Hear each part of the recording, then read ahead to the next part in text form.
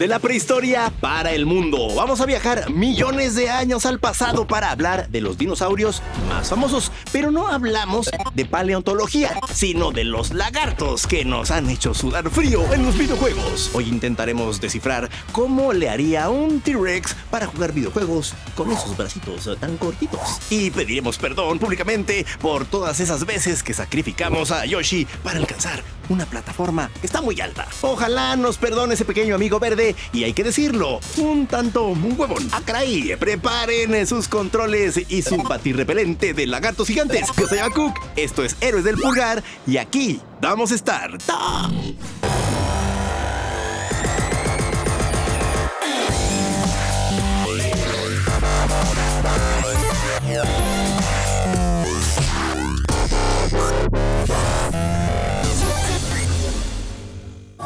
Espérense, no se despidan tan pronto de agosto. El mes va a cerrar con muchísima fuerza, pero no te preocupes porque nosotros te traemos al costo lo más importante que se viene para cerrar el verano. Si viste Pie Pequeño de niño, pues qué mal, porque no hablaremos de eso. Pero sí activamos el modo Dino con un vistazo a Jurassic Park y otros videojuegos que sacaron lo más temible de los dinosaurios. Y por supuesto que las reseñas no faltaron. Si esperaste nuestra opinión, ya nos fuimos de náufragos en Splatoon Raiders y también visitamos a un juego conocido en Japón con un análisis titánico del juego perdido de Godzilla. No reparamos en gastos en este episodio, pero tampoco hicimos movimientos bruscos para evitar convertirnos en la cena de los raptores. ¡Ah, caray! Las puertas de Héroes del Pulgar están oficialmente abiertas y comenzamos ahora. Si no nos salva un milagrito, los días de los discos físicos en el mundo de los videojuegos están contados.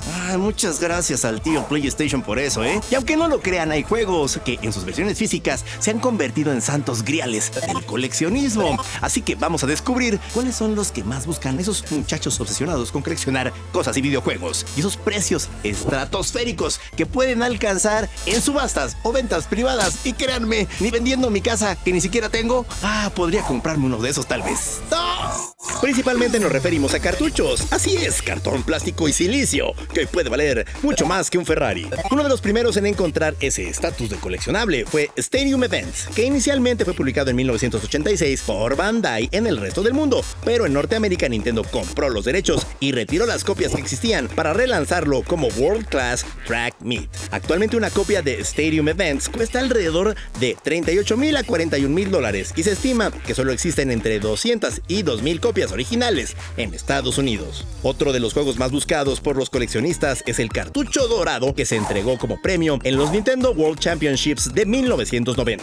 Su precio ha alcanzado los $200,000 y solo existen 26 en todo el planeta. Pero no te preocupes, que Nintendo reeditó en 2024 una versión del juego para Switch que ofrece más de 150 desafíos basados en 13 títulos clásicos de NES. Curiosamente, el juego más caro de todos los tiempos es obviamente Super Mario Bros. Para NES, pero eso sí, debe de estar sellado y en estado inmaculado porque en 2021 alguien pagó $2 millones por una copia con esas características certificadas. Otras ediciones de juegos que también han alcanzado más de 6 cifras, por ejemplo, en 2021 se vendió una copia sellada de Super Mario 64 por $1.56 millones y otra copia de The Legend of Zelda de NES alcanzó los $870,000 en una subasta. La mención honorífica se la lleva una copia de Fortnite de Xbox One que en 2025 se subastó por $42,500. La edición de este juego gratuito se lanzó de manera física en 2017. Cada vez son menos los juegos que podemos acariciar con nuestras manos y sin duda la escasez de juegos físicos se pondrá terrible después del 2028, así que aprovecha y compra esa copia que aún puedes coleccionar. Yo por lo pronto ya estoy ahorrando para poder comprar la edición física de Grand Theft Auto 6 porque me queda claro que será la última que veremos de esa saga.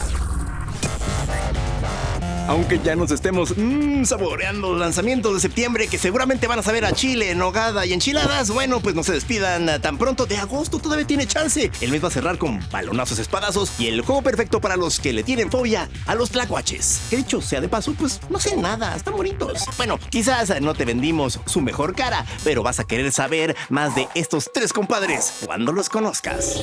La historia de Oliver Atom continúa con el nuevo juego de los supercampeones, con un sistema de juego renovado y y más de 110 personajes de la serie. La trama es una secuela directa del original y si quedaste salado por el mundial, aquí sí puedes llevar a tu país favorito hasta la cima. El universo de A Plague Tale ya dejó de ser de nicho y todo mundo debería conocer más de su trágico mundo. De hecho, este juego es perfecto para esa misión porque se trata de una precuela situada 15 años antes del juego original con todo y nueva protagonista. Pero aguas, porque verás más ratas que en la fábula del flautista de Hamelin. Tomando prestada la fórmula de XCOM, ahora jugarás en una galaxia muy lejana con un sistema de estrategia por turnos en tiempos de la Guerra de los Clones. Es como si jugaras ajedrez espacial con Chewbacca, pero sin miedo a que te dejes sin brazos si le ganas. Hace una década, 10 añitos nada más, pues Nintendo lanzó la que es considerada como una de sus nuevas franquicias más exitosas. En medio de la turbulenta época del Wii U, nació Splatoon y se convirtió en uno de los juegos emblemáticos de la compañía. Ahora tenemos el primer juego de la serie que se olvida de las batallas de pintura y el multijugador competitivo para enfocarse en el juego solitario. ¡Qué variedad! Pero también en el cooperativo. Esto es Splatoon Raiders. Así que vamos a echarle un poquito. En Splatoon Raiders acompañamos al clan Tsurimi, la agrupación musical que protagoniza Splatoon 3, en una aventura que nos lleva a las misteriosas islas Espiralita. Este clan tiene un plan. Tú tomas el papel del mecanista que acompaña al clan Tsurimi en la búsqueda de tesoros que les ayuden a pagar una enorme deuda que tienen con la ciudad de Tintelia. Splatoon Raiders retoma la jugabilidad y muchos de los elementos que vimos en juegos anteriores de la saga. Sigue siendo un juego de disparos en tercera persona con los mismos principios de disparar tinta y usarla para desplazarse zambulléndose dentro de ella. Las islas Espiralita están invadidas por los salmónidos, los enemigos que conocimos en el modo Salmon Run de los juegos pasados. Muchos de los diseños de estas criaturas y sus mecánicas de juego fueron heredadas a Splatoon Raiders, por lo que si jugaste mucho a ese modo en el pasado, te sentirás como pez en el agua o en la tinta y a gusto como molusco. Acá la principal diferencia radica en que en lugar de tener una granada en el gatillo, Twinkling posee distintos artilugios que dependen de 3 distintos ataques de tinta que pueden equiparse: tanque de velocidad, tanque de fuerza o tanque de táctica. Estos tanques distintos dan vida a diferentes arquetipos de estilos de juego posibles. Y vaya que es notorio lo diferente que se siente jugar con cada uno de ellos, sobre todo luego de que han pasado muchas horas de grindeo para alcanzar a mejorar los artilugios y entender bien las mecánicas de cada uno de ellos. Aunque al momento de su anuncio parecía que este juego tendría una estructura similar a la de los roguelite, la campaña no funciona de esa manera. Tenemos un looter shooter que se puede jugar tanto en solitario como en modo cooperativo y que cuenta con niveles diseñados por los desarrolladores en lugar de mazmorras procedurales. El juego tiene un gran enfoque en que aprendas a usar los artilugios de cada arquetipo y también hay niveles muy creativos que se enfocan por completo en probar tus habilidades con todos ellos.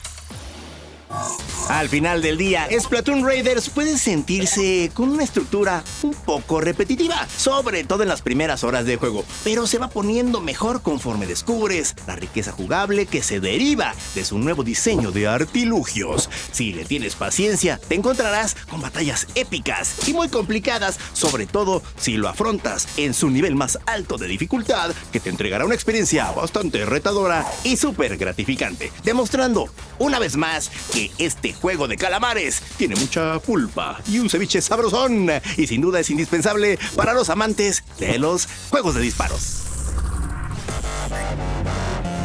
Más adelante, en Héroes del Pulgar, el videojuego que deja más lana que el mismísimo Hollywood. Pregúntale a Bryce Dallas Howard. Resulta que por protagonizar las películas de Jurassic World le pagaron bien poquito comparado con lo que generó la cinta en taquilla. Pero cuando llegó la hora de armar los contratos para las atracciones y sobre todo los videojuegos de la franquicia, la cosa y sí cambió por completo. Ella misma confesó que terminó ganando muchísimo más dinero por prestar su voz y su imagen para los videojuegos que por filmar la película principal. Así que ya lo saben, si sienten que en la campaña principal de la vida no los están valorando, tal vez su verdadero futuro millonario esté escondido en las misiones secundarias. No dejen que los dinosaurios corporativos se los coman vivos. No se muevan para que no los vea el tiranosaurio. Héroes del Pulgar continúa en instantes.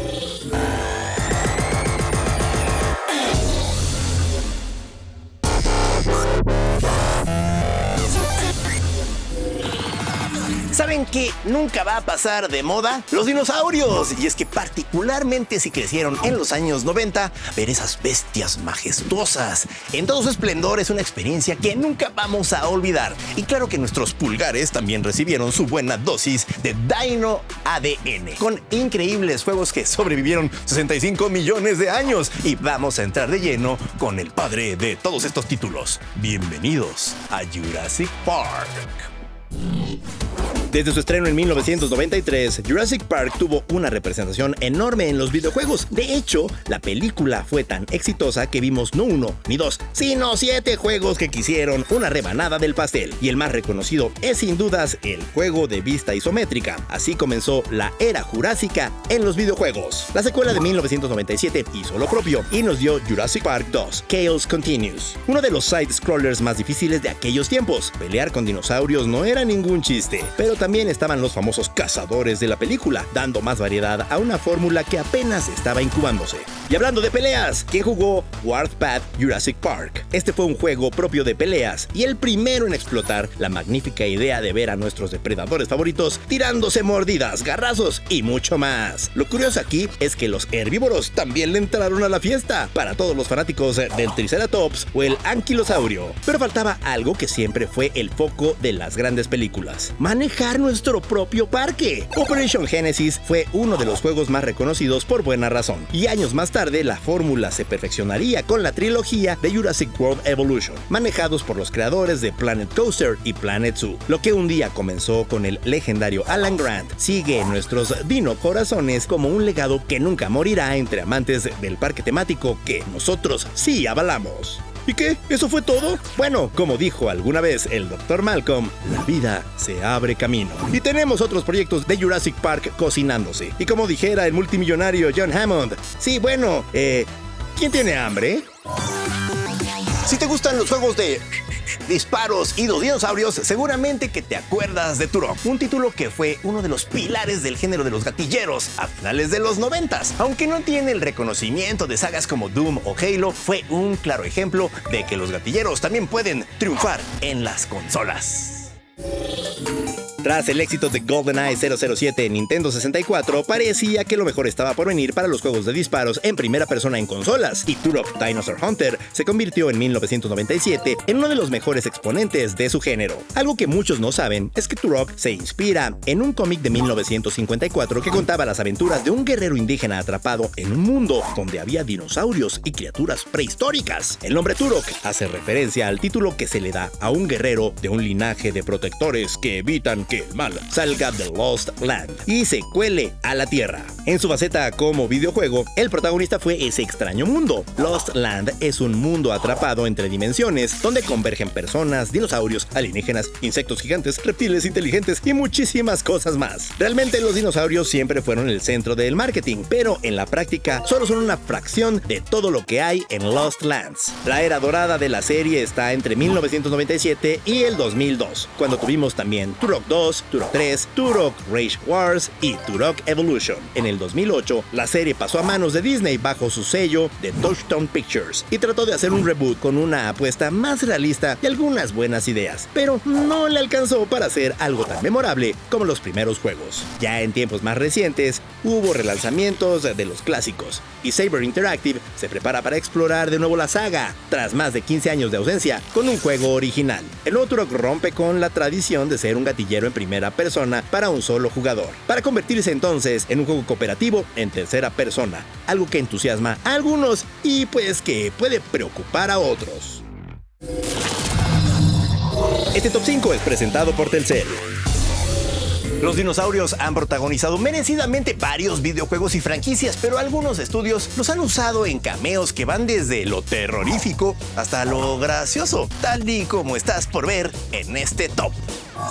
Pasamos de ser perseguidos por una roca al mundo prehistórico con un Triceratops malhumorado. Y claro que no nos olvidamos del adorable T-Rex, que nos ayudó a pasar las partes más difíciles de estos niveles llenos de lava y otros peligros. Los juegos de pelea han tenido invitados muy exóticos, pero nada más extraño que el adorable Gon en Tekken 3. Este diminuto dinosaurio era todo una amenaza con sus mordiditas, colazos y flatulencias. El carismático dúo de Nintendo 64 se dio una vuelta por la era prehistórica en un nivel repleto de dinosaurios. El gusto duró poco, pero eso fue lo que hizo tan especial ver al elenco de Jurassic Park haciéndonos la vida imposible. Lara Croft vio de todo durante sus aventuras, incluyendo una pelea toda random contra un tiranosaurio. De hecho, veremos esa misma batalla en el remake de 2027 y seguramente será espectacular. El legendario RPG de Squaresoft también nos llevó de paseo a la era prehistórica, y en lugar de pelear contra goblins, caballeros o hechiceros, aquí peleamos contra puro dinosaurio, incluyendo un jefe que nos dio pesadillas. Los dinosaurios son bienvenidos donde y cuando sea, en todas sus formas y colores, y es que siempre le da una chispa única a la experiencia. Pero creo que nos estamos olvidando de una franquicia muy importante, y seguramente ya están pensando en una cierta Crysis que no podemos ignorar. Si hablamos de dinosaurios, todos los pulgares veteranos como los míos piensan en Dino Crisis. Y con buena razón, el Resident Evil con dinosaurios de Capcom no fue un simple refrito. Fue una evolución del survival horror que tristemente tuvo un final muy amargo. Pero antes de que la saga pasara por su crisis que vive actualmente, pues tuvo un momentazo que siempre da mucho gusto recordar. ¡Ay, qué bonito! Tras el éxito de Resident Evil y la creciente popularidad del género de horror en juegos 3D, a Shinji Mikami se le ocurrió sumar aún más terror con enemigos más veloces, más feroces y más reconocibles que los propios zombies, dinosaurios. El visionario de Capcom dio en el blanco lanzando exitosamente Dino Crisis en 1999. Pero poner enemigos del Jurásico fue solo el principio de un verdadero cambio. Usando un motor original con escenarios 3D, el juego ya lucía diferente a sus predecesores y separándose de entornos de naturaleza como las junglas de Jurassic Park, Capcom optó por escenarios urbanos y modernos, resultando en una combinación más que exitosa. En Dino Crisis controlamos a Regina, y sí, Capcom vio el potencial de una heroína con Lara Croft, dejando poco a poco que las mujeres tomaran el protagonismo. Todos estos elementos en combinación dieron un juego innovador que enamoró a millones, animando al estudio japonés a lanzar una secuela tras otra. Sin embargo, la visión se fue perdiendo a favor de una industria que comenzó a brillar con los first-person shooters y acción desenfrenada. El horror pasó a segundo plano, y tras un par de secuelas, Dino Crisis quedó en el olvido, dejándonos su último avistamiento fosilizado en el 2003. Olvidado pero no extinto. Hoy en día el panorama luce más claro que nunca para Dino Crisis. Capcom revitalizó el survival horror desde el 2017 con su nuevo motor gráfico y, como ya dijimos, los dinosaurios nunca pasarán de moda. Gritamos por un remake, pero Capcom no nos escucha, maldita sea. ¿Será que solo nos queda rugir como dinosaurios hasta que Capcom nos diga "¡Ya rugiste!"? Hablando de dinosaurios, estoy seguro de que todos aquí hemos jugado el título prehistórico más estresante del planeta. Estoy hablando del bendito T-Rex de Google Chrome que aparece cuando se te va el maldito internet en plena partida competitiva o cuando estás a punto de subir tu tarea a las 11:59. ¿Cuál es tu récord saltando cactus en Chrome Dino? Vayan ya mismo a nuestras redes sociales y presuman capturas de pantalla con sus conexiones más potentes. El resto del programa ya está bufereado, así que no se preocupen porque Héroes del Pulgar continúa ahora.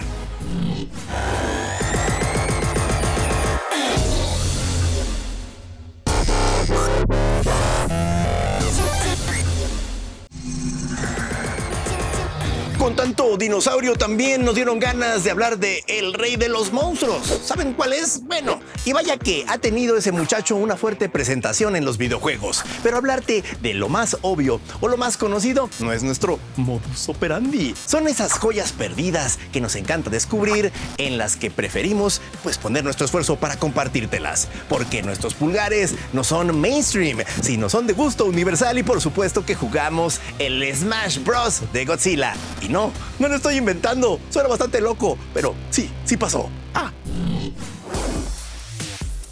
Fue en el lejano 2002. Sí, aquella época cuando todavía creíamos que el nuevo milenio nos daría patinetas voladoras y saboreábamos el crecimiento del internet, que a Atari se le ocurrió publicar uno de los experimentos más raros para el GameCube. Y así como los japoneses, nosotros también gritamos Gojira cuando vimos a Godzilla Destroy All Monsters Melee, un juego de proporciones titánicas, literalmente. Queriendo aprovechar el potencial del multijugador en el cubito de Nintendo, este juego buscó la ambientación Party con Godzilla y sus no tan amigos. La misión es clara, desde los primeros segundos del juego: destruir todo a tu paso, a puro garrazo, colazo y uno que otro rayo mortal. Esta inyección de adrenalina se multiplica por 4 al jugar con amigos y hay modalidades de sobra. Todos contra todos, por equipos e incluso una modalidad de destrucción, donde ganaba el que dejaba más tiradero a su paso. Los niveles no ofrecen mucha variedad, pero se compensaba con los personajes, cada uno con diferentes habilidades, a menos que intercalaras entre el Godzilla noventero y el de los 2000s. Pero si somos 100% honestos, la diversión no duraba mucho si no tenías con quién jugar. Sí, Forever Alone. El enfoque multijugador fungió como su gloria y destrucción. Y fue por eso mismo que el título permaneció como una exclusiva de GameCube hasta que el Xbox demostró su potencial con Halo, teniendo el primer y único port que recibió este título. Al final nos quedamos con un buen intento de empujar más esas tardes de retas con una licencia que no necesitaba introducción, pero ciertamente faltó rascarle un poquito para estar al nivel de los mejores multiplayer de la época. Justamente por eso mismo tenemos buena fe en su remasterización que llega en noviembre con las maravillas de jugar en línea con quien se te pegue la gana. ¿Qué? ¡Ah, caray! ¿Olvidé mencionar eso? Ya viene uno de los eventos que se han catalogado como el festival de gaming y entretenimiento inmersivo más grande del país. Aquí en México, por supuesto, hablamos de la 5ª edición de Telcel Gamergy y vamos a ver qué es lo que nos espera dentro de unos días aquí en la capital de nuestro país, México. El Centro Santa Fe volverá a recibir el Festival de Gaming Telcel Gamergy México, un evento que no pueden perderse todos los amantes del gaming, esports y cultura pop. La cita es el próximo 28 al 30 de agosto, para que guardes las fechas y no te pierdas todo lo que nos espera en este evento. Para su 5ª edición, Telcel Gamergy México busca superar el récord de 95,000 asistentes que podrán disfrutar conociendo a famosos creadores de contenido, competencias de esports en vivo y hasta probar nuevos juegos independientes en una área dedicada a los estudios locales. Entre los eventos de esports destacados se disputará la FIFA eContinental Championship, con la que la CONCACAF y los organizadores de Telcel Gamergy están colaborando para buscar a los clasificados para la FIFA eWorld Cup. Pero eso no es todo, pues Telcel Gamergy México también será la sede para intensas finales de torneos que forman parte del circuito competitivo Telcel Challenger Battle Series, con el que los jugadores de todo el país estuvieron compitiendo y clasificándose en juegos como Fortnite, Clash Royale, Rocket League, Free Fire y Call of Duty Mobile. Así que ya lo sabes, aparta los últimos días de agosto para disfrutar de este eventazo que tiene actividades para todas las edades. Hasta música en vivo podremos disfrutar, por lo que estamos seguros de que la pasaremos increíble. Por allá entre 1996 y el 2004 no necesitabas ser un reptil para tener tu propio videojuego. En esa década nacieron más de 50 mascotas en los videojuegos y en las consolas. Y literalmente había de todo: marsupiales, dragones, lagartos, zorros, osos, ardillas. ¡Qué horridad! Casi me hacen uno a mí, pero las mascotas acompañaron a 2 generaciones de consolas. ¡Ay, qué tiempos aquellos! Tal parece que a la industria de los videojuegos se le quedó muy grabado que Mario y Sonic fueron los abanderados de la guerra de consolas a inicios de los 90s, pues con el salto de los juegos a la perspectiva en 3D, todos querían su propia mascota. Si pensamos en el Nintendo 64, tuvimos a mascotas de Rare como Banjo-Kazooie y Conker. Y si nos vamos al PlayStation, es imposible no pensar en Crash Bandicoot de Naughty Dog y Spyro the Dragon de Insomniac. Es más, si nos vamos a consolas más extrañas como el 3DO de Panasonic, tenemos a Gex, y no podemos olvidarnos también de Rayman de Ubisoft y el mítico Croc. El cocodrilo, nada tiene que ver con esas chanclas horribles. Por extraño que parezca, la era de las mascotas no se acabó con el cambio generacional a PlayStation 2 y la llegada de la primera Xbox. Del lado de la consola de Microsoft tuvimos a Blinx y el regreso de Conker, mientras que en PlayStation Naughty Dog estaba cocinando los orígenes de Jak and Daxter, Insomniac apostaba por Ratchet & Clank y Sucker Punch por Sly Cooper. Todos estos juegos tenían mundos coloridos, personajes cómicos y memorables, mucho plataforming, exploración, búsqueda de coleccionables y poner las las bases tanto para los plataformeros contemporáneos como para los juegos de acción en tercera persona. Ya con el paso a PlayStation 3 y Xbox 360, la moda de las mascotas se acabó. Los mismos estudios que se dedicaban a esos juegos anteriormente empezaron a apostar por el realismo y por juegos más enfocados en públicos más maduros. Ahora cuéntanos, ¿cuál de todos esos era tu favorito? Así como Crash Bandicoot huyendo de la piedra o Sonic cuando tira toda su joyería y sus aritos en la calle, nosotros también tenemos que levantar el changarro y correr hacia la meta antes de que se nos acabe el tiempo de este nivel. Gracias por acompañarnos a saltar plataformas y recuerden suscribirse en esta misma plataforma y activar la campanita para que no pierdan de vista ni uno solo de nuestros episodios. Hasta aquí el checkpoint de esta semana. Yo soy Abacuc, esto fue Héroes del Pulgar y aquí les digo Game Over.